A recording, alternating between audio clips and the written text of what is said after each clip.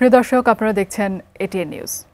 Sweet ড্রপসের সৌজন্যে স্বাস্থ্য বিষয়ক বিশেষ অনুষ্ঠান হেলদি লিভিংয়ে আপনাদের সবাইকে আমন্ত্রণ জানাচ্ছি। আমি ডক্টর ফাইজা রাহলা।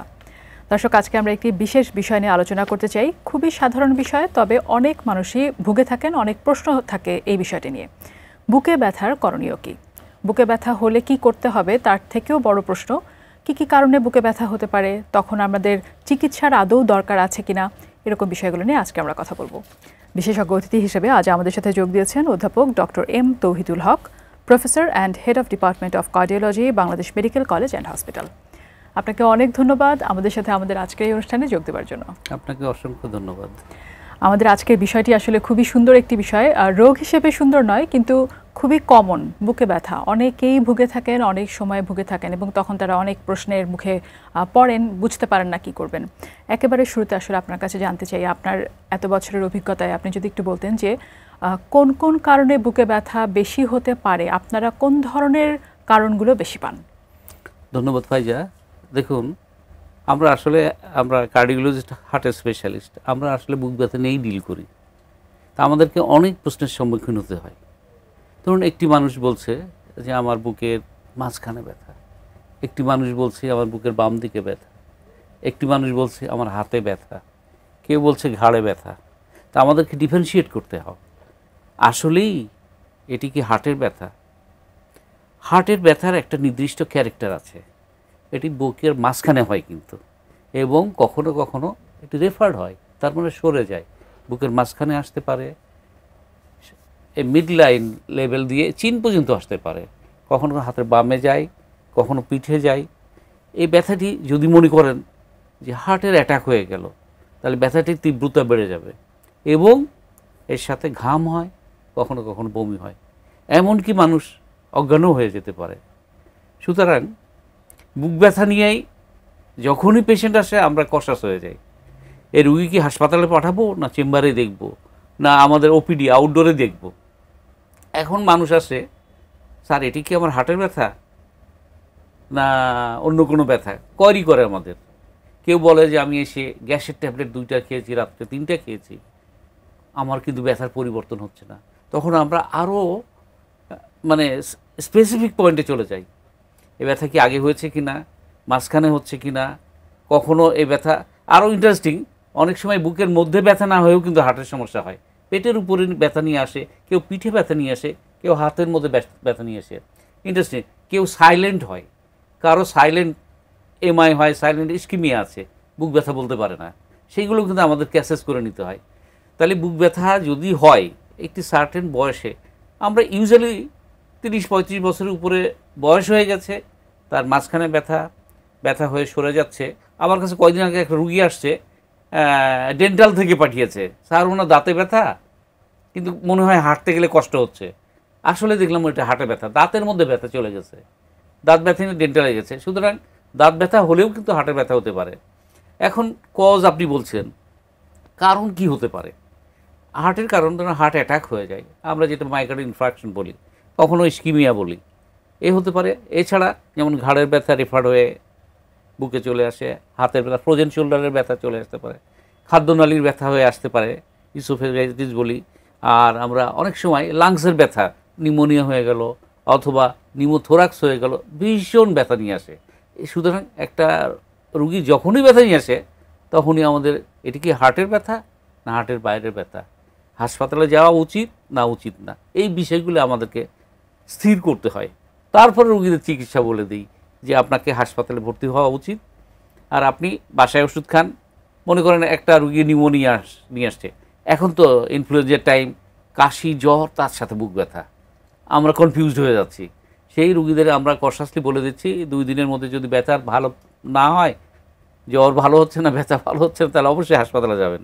আর যদি ব্যথা সহ্যের বাইরে চলে যায়, অবশ্যই হাসপাতালে যেতে হবে। শুধু আপনি মনে করেন ঢাকা শহরে একজনের ব্যথা হচ্ছে, আর একটি লোক কক্সবাজারে একটি সুদূর গ্রামে আছে, তাহলে কে কীভাবে অ্যালার্ট হবে? বুক ব্যথার সাথে শরীর ঘেমে যাচ্ছে, ঘাম ছাড়া কেউ কেউ বমি করছে, অবশ্যই তাকে হার্টের ব্যথা ধরে নিতে হবে। এবং ইউজুয়ালি এত ক্র্যাশিং নেচার হয়, বুক চেপে ধরে এবং অনেকে বমি করে। এর সাথে অনেক ধরনের কমপ্লিকেশন হয়। ব্যথার আপনি যে কতগুলো ক্রাইটেরিয়া বলছেন যে ঘাম হয়ে যাচ্ছে এবং চাপ দেওয়া একটা ব্যথা হচ্ছে, এই ব্যথাটা কি নর্মালি যখন একজন রোগী উনি কোনো কাজকর্ম করতে থাকেন বা পরিশ্রম করতে থাকেন তখন হয়, নাকি উনি যখন স্পেশাল ক্যারেক্টার? পরিশ্রম করতে গেলে আপনার বাড়বে। কেউ মনে করেন একটা বাজার করে বাজারে ব্যাগ নিয়ে হাঁটছে, তার ব্যথা বেড়ে যাবে। কেউ মনে করেন যে সিঁড়ি দিয়ে 2 তলা 3 তলা উঠবে, ব্যথা বেড়ে যাবে। খাওয়ার পরে ব্যথা আসে। ইভেন আপনি বাথরুমে যাচ্ছেন, টয়লেট ইউজ করবেন, তখনও ব্যথা হতে পারে। সুতরাং যদি প্রেশারের সাথে মাথায় রাখতে হবে, এক্সারশনের সাথে ব্যথা যদি বাড়ে, অবশ্যই আপনাকে ধরতে হবে এটাই হার্টের ব্যথা। তখন আমাদের এক্সক্লুড করতে হয় যে কীভাবে এক্সক্লুড, যেমন কোন কোন পরীক্ষা নিরীক্ষা করবো। অনেক সময় বুকের এক্সরে করে নিই, আমরা ইসিজি করি। ইন্টারেস্টিং, ইসিজি অনেক সময় নর্মাল আসে। আমরা বলে দিই নর্মাল ইসিজি, আপনি বাসায় চলে যান, রাস্তা যেয়ে কিন্তু মরে যায়, এরকম ঘটনা ঘটে। সুতরাং বুক ব্যথা থাকলে অনেক সময় আর্লি চেঞ্জ হয় না। সেই জন্য কিছু রক্ত পরীক্ষা লাগে, কখনো ইকো করি, কখনো কখনো আমরা অ্যাঞ্জিওগ্রামে পর্যন্ত পাঠিয়ে দিই। এখন বলা হয় যে হার্ট অ্যাটাক নিয়ে আসার সাথে সাথেই আমরা অ্যাঞ্জিওগ্রাম করে স্টেন্টিং করে ইন্টারভেনশন আমরা করি, কখনো বাইপাসে পাঠিয়ে দিচ্ছি। সুতরাং বুক ব্যথা যদি এটি হার্টের হয়, আমরা প্রাইমারি অ্যাঞ্জিওপ্লাস্টি করে থাকি, মানে সরাসরি রুগী আসার সাথে সাথেই ক্যাথ ল্যাব বলি আমরা, অ্যাঞ্জিওগ্রামের রুমে পাঠিয়ে দিই এবং তার অ্যাঞ্জিওগ্রাম করে আসলে কয়টি ব্লক আছে, কী করতে হবে, কী করণীয়, এইগুলো আমরা নির্ণয় করে থাকি। সাথে সাথে আমরা কিছু ওষুধপত্র দিয়ে দিই। যাদের কমপ্লিকেশন আছে, মনে করুন যে একটি বুক ব্যথার সাথে শ্বাসকষ্ট হচ্ছে, তো এই রুগীকে ইমিডিয়েট কাজ করা যায় না, তাকে সেটেল করে নিতে হয়।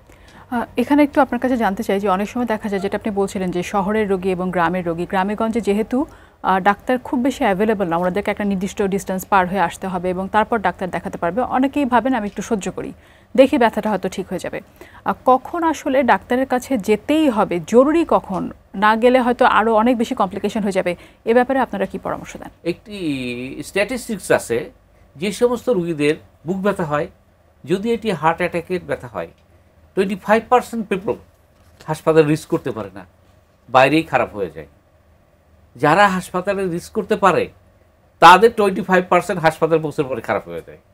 সুতরাং রিমেনিং যে পোর্শনটা থাকে, এখান থেকে আমাদের খুঁজে বের করতে হয় যে হার্ট অ্যাটাক হয়ে গেছে, না এটা ইস্কিমিক স্টেজে আছে, না এটা আনস্টেবল ফর্মে আছে, না এটা ক্রনিক স্টেবল এনজাইনা। আমাদের অনেকগুলো ক্লাসিফিকেশন আছে, আমরা কখন কোনটাকে কিভাবে কাজ করব, কিভাবে উদ্ধার করব, এই আমাদের প্ল্যানিংটা করতে হয়।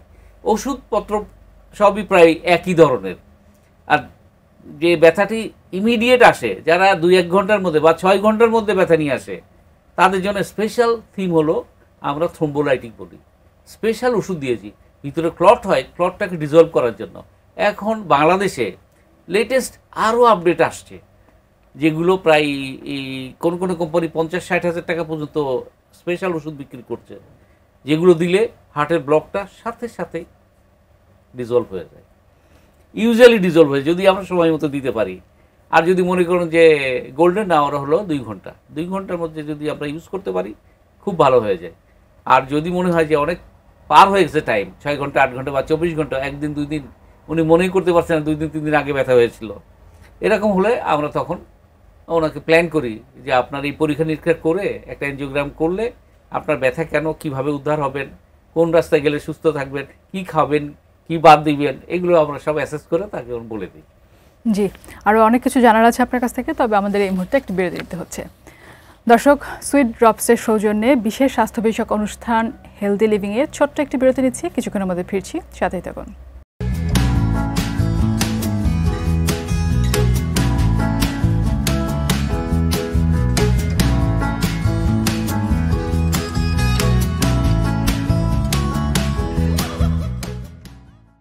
ফিরে এলাম বিরতির পরে। সুইট ড্রপসের সৌজন্যে আপনারা স্বাস্থ্য বিষয়ক বিশেষ অনুষ্ঠান হেলদি লিভিং দেখছেন। সাথে আছি আমি ডক্টর ফাইজা রাহলা। আজকে আমরা কথা বলছি বুকে ব্যথার করণীয় এই বিষয়টি নিয়ে, এবং অতিথি হিসেবে আজ আমাদের সাথে আছেন অধ্যাপক ডক্টর এম তৌহিদুল হক। বিরতিতে যাবার আগে আপনার কাছ থেকে আমরা কিন্তু বুকে ব্যথা নিয়ে অনেকগুলো বিষয় শুনেছি, চিকিৎসা নিয়েও আপনি আমাদেরকে কিছু কিছু বলেছিলেন। এবারে একটু আপনার কাছে জানতে চাই, যখন একজন রোগী আসেন, অনেকের মনে এক ধরনের শঙ্কা থাকে যে আমি কি আর সম্পূর্ণরূপে সুস্থ হতে পারবো কিনা। এই যে বুকে ব্যথা এবং এর সাধারণ যে কারণ, হার্টের যে সমস্যা, এই রোগীগুলো সম্পূর্ণরূপে সুস্থ হয়ে যায় কিনা, কতদিন পর্যন্ত চিকিৎসা লাগতে পারে, এ ব্যাপারে যদি একটু ধারণা দিতেন। দেখুন, হার্টের রোগী যে মনে করেন যে আমি বাইপাস করে আসলাম, এরকম ঘটনা ঘটে। বাইপাস করে এসছি, আমি আবার ওষুধ খাবো কেন? কেউ স্টেন করলো, আমি আবার ওষুধ খাবো, আমি তো রিংটি লাগিয়ে নিয়েছি। তারা ধূমপান করে, তারা নিয়ম নীতির মধ্যে থাকে না, ডায়াবেটিস থাকলে কন্ট্রোল করে না, হাইপার টেনশন আছে, উচ্চ রক্তচাপে ভুগছে, ওষুধ খায় না, তাহলে এই রোগীগুলোর কমপ্লিকেশন দেখা দেয়। সুতরাং আপনার হার্টের রুগী, আপনার যে রুগীই হন না কেন, স্পেশালি যারা হার্ট অ্যাটাকে ভুগছেন বা হার্টের চিকিৎসা নিচ্ছেন, তাদেরকে ওষুধ বন্ধ করা উচিত হবে না ডাক্তার না দেখিয়ে। এটা মাথায় রাখতে হবে। আর যে কোনো সময় আপনি মনে করেন বাইপাস করা রুগী, বাইপাসের রুগীরা ফলো আপ করতে হয়, 2 মাস 3 মাস পর পর ডাক্তারের কাছে যেতে হয়। আপনার ডায়াবেটিস কন্ট্রোল আছে কিনা, ব্লাড প্রেশার নিয়ন্ত্রণ আছে কিনা, রক্তের চর্বির মাত্রা কেমন, দিস ইজ ভেরি ইম্পর্টেন্ট। খারাপ কোলেস্টেরল, ভালো কোলেস্টেরল, এইগুলোর মাত্রা দেখতে হয়। এর সাথে কিছু কিছু পরীক্ষা নিরীক্ষা করতে হয়, ইকো করে মিলাইতে হয়। কখনো কখনো আমরা ইটিটি করছি, উনি কতটুকু ভালো আছে, ওনার লিমিটেশন অফ ওয়ার্ক কেমন হবে, কয়তলা হাঁটবেন, কি মসজিদে তাড়াতাড়ি যে নামাজ পড়তে পারবে কিনা, এইগুলো আমাদের সিদ্ধান্ত ক্লিয়ার করে দিতে হয়। অনেকে হাসে, মনে হয় পেসমেকার লাগাতে হলো, হার্ট অ্যাটাকের পর পেসমেকার লেগে যায় কখনো কখনো। সেই ক্ষেত্রে পেসমেকার লাগালাম বলে একদম সুস্থ হয়ে গেল তা কিন্তু না। তো এটাকে ফলো আপ, তার মানে মেন কথা, আপনি হার্টের রুগী যেই রুগী হন না কেন, আপনাকে ফলো আপে থাকতে হবে। খাওয়া দাওয়া নিয়ে আমাদের কিন্তু খুব দুশ্চিন্তা থাকে, কি খাবো, কি বাদ দেবো, কিভাবে চলবো, এটা কিন্তু প্রত্যেক রুগী কিন্তু আমাদের কোয়ারি করে, জিজ্ঞাসা করে। খাওয়া দাওয়া স্পেশালি আমরা বলি যে আপনাকে একটু হাঁটতে হবে, কিন্তু হাঁটার বিকল্প নাই। আমরা লিমিট করে দিয়েছি 30 মিনিট। আপনি একবারে পারছেন না, আপনি 2 বার মিলে সকালে, রাত্রে বা সন্ধ্যায় হাঁটেন। এর সাথে কি চর্বি অ্যাভয়েড করতে হবে। হ্যাঁ, যেগুলো আমরা ট্রান্সফ্যাট বলি, হ্যাঁ, যেগুলো হলো গরু ঘাসের থেকে আসে, দুধের স্বর, ডিমের কুসুম, তারপরে হাড্ডির ভিতরে যে নরম অংশ, ভীষণ চর্বি, তেহারি নিহারি যেগুলো তৈরি হয়, এইগুলো আমরা অ্যাভয়েড করতে বলি। চর্বিযুক্ত খাবার। আর কি খাবো? মাছ খাবো, ভাত খাবো, তরি তরকারি, সবজি, শাক, ফলমূল, এগুলো আমাদের করতে হবে। অবশ্যই আমরা মাংস খাবো, মুরগির মাংস আছে, মুরগি খাবো। হ্যাঁ, যেগুলোর পা বেশি সেগুলো ট্রাই টু অ্যাভয়েড, আর যেগুলোর পা নাই সেটা আমরা বেশি বেশি খাবো। মাছের যেমন পা নাই, আমরা এগুলো বেশি পছন্দ করব। আর আপনাকে মনে রাখতে হবে, ধূমপান, অ্যালকোহল, এটা অবশ্যই ছাড়তে হবে। ড্রাগস খেয়ে নেশা করি কখনোই করা যাবে না। আর ধর্মীয় অনুশাসনের মধ্যে আপনাকে চলতে হবে। আপনি চিন্তা করেন, করোনার সময় আমরা কি করেছি? হাত ধুইতাম, কিন্তু ঘরে এসেই কিন্তু হাত ধুইতাম। আমাদেরকে পরিষ্কার পরিচ্ছন্ন থাকতে হবে। আর যদি আমরা নিয়মিত মুসলিম ধর্মের যে নিয়ম আছে, যদি আমরা নামাজ পড়ি 5 ওয়াক্ত, 5 বার আমরা উজু করব, একটু এক্সারসাইজ হবে নামাজের মাধ্যমে, এবং হেলদি লিভিং হবে। এখানে কখন কি খাবো, কখন চলবো, কিভাবে উঠবো, একটা নিয়মের মধ্যে থাকতে হয়। আপনি যদি ধর্মীয় অনুশাসন মেনে চলেন, আপনি অনেক সুস্থ থাকবেন। আমরা এবং দেখেছি প্র্যাকটিক্যালি যে রুগীগুলো নামাজ পড়ে, রেগুলারলি লাইফ মেনটেন করে, তারা অনেক সুস্থ থাকে। কিন্তু তারা কিন্তু নিয়ম নীতির মধ্যে থাকে, তারা ওষুধ কখনোই বন্ধ করে না। আর ওষুধ বন্ধ করার কখনো কখনো নিয়ম আছে। যেমন একটা রুগীর মনে করি ব্লিডিং হচ্ছে, দাঁত থেকে ব্লিডিং হচ্ছে, কোথাও ব্লিডিং হচ্ছে, সেই রুগীরা আমরা কিছু ওষুধ সাময়িক বন্ধ রাখি। কেউ চোখের অপারেশনে যাবে, কেউ পেটের অপারেশনে যাবে, সাময়িক বন্ধ রেখে অপারেশন হয়ে গেলে আবার চালু করে দিচ্ছি। এটা হলো কার্ডিয়াক পেশেন্ট যারা, তাদের জন্য স্পেশাল ইনফরমেশন, যে ওষুধ খাওয়া অবস্থায় কি অপারেশন করা যাবে কিনা, সকলে কোশ্চিনে পড়ে যায়, কয়দিন মধ্যে পড়ে আমাদের কাছে চলে আসে, কি করব, কতদিন বন্ধ রাখবো, কয়দিন পরে আবার চালু করব, এগুলো আমাদের ক্লিয়ার করে বলতে হয়। যে আর স্পেশালি জি, এই চিকিৎসাটা আমি বলতে চাই, বাংলাদেশে যে চিকিৎসা এত সহজ এবং এত স্বল্প খরচ, পৃথিবীর কোথাও এত স্বল্প খরচে হার্টের চিকিৎসা হয় না।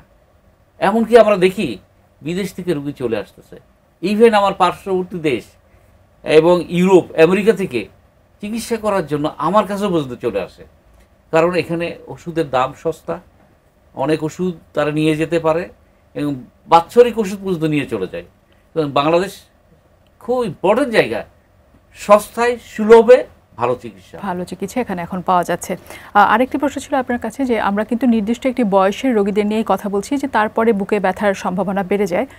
যদি সেই বয়সের থেকে অনেক কম বয়সের কেউ হঠাৎ করে দেখা গেল হয়তো দৌড়াচ্ছে, তার বুকে ব্যথা শুরু হয়ে গেল, অথবা সে পরিশ্রমের কোনো একটা কাজ করছে দৌড়ানো ছাড়াও, তখন তার বুকে ব্যথা শুরু হয়ে গেল, সেক্ষেত্রে আসলে ওই সময় কি করণীয়? কারণ ছোট বাচ্চা হলে তখন কিন্তু আমরা আসলে বুকে ব্যথার জন্য তার হার্টের সমস্যা, এই সমস্ত কিছু আমাদের মাথায় আসে না। আপনার কি পরামর্শ তখন? দেখুন, একটা পরিবারে মনে করেন ফ্যামিলিতে একটাই বাচ্চা, আদরে মানুষ হচ্ছে, অনেক সময় সাইকোলজিক্যালি হয়। হ্যাঁ, পারিপার্শ্বিক অবস্থার সাথে ওর বাবা মা ওকে এইভাবে মানুষ করছে, গাড়িতে আসে, আমি যেতে পারছি না, মানসিক একটা রিয়াকশন হয়, হলে সাইকোলজিক্যাল আপসেট হয়। এটা একটি বড় কারণ বুক ব্যথার। আর বাচ্চা অবস্থায় কিছু কিছু কনজেনিটাল হার্ট ডিজিজ আছে, যে অ্যাওর্টিক ভালভুলার ডিজিজ হয়, কিছু কিছু জন্মগত ত্রুটি বলি, এএসডি ভিএসডি, এগুলো ব্যথা হয় না, শ্বাসকষ্ট, বুক ধরপড়, অস্থির, এইগুলো লাগে, পায়ে পানি আসে। কোনো কোনো রুগী আমরা নীল হতে দেখছি। হ্যাঁ, এটা এক ধরনের টপ বা টেটালজি অফ প্যালেটস। কখনো এদের ইনফেকশন হলে বুকে ব্যথা হতে পারে। সুতরাং বুক ব্যথা যে বয়সে হোক না কেন আপনাকে এক্সক্লুড করতে হবে, আসলে এটি কি হার্টের ব্যথা না অন্য কোনো কারণটাকে আপনাকে বের করতে হবে। সাইকোলজিক্যাল যদি ব্যথা হয়, সেক্ষেত্রে যদি হার্টের ওষুধ খাওয়াইতেই থাকি, তাহলে তো লাভ হবে না, ক্ষতি হবে। সেই জন্য আপনাকে কারণ ডিটেক্ট করে তারপর আপনার চিকিৎসাটা নির্ণয় করতে হবে।